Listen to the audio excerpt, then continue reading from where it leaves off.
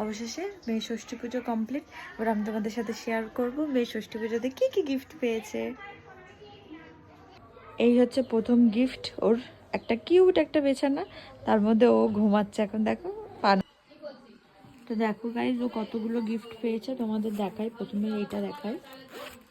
এই হচ্ছে একটা সুন্দর একটা কিউট একটা পায়ের রূপোর। এটা কেমন হয়েছে তোমরা অবশ্যই জানাবে, কত সুন্দর।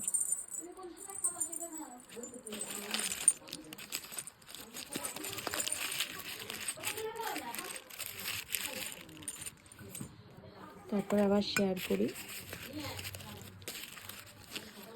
এই একটা চেন, দেখো কত সুন্দর।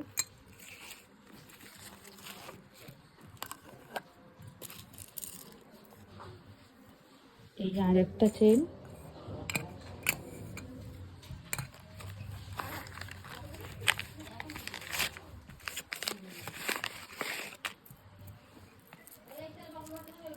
এই আর একটা চেন, কতগুলো। আর এই ওর হাতের দুটো চুড়ি, কি কিউট। 11টা জিনিসও গিফট পেয়েছে।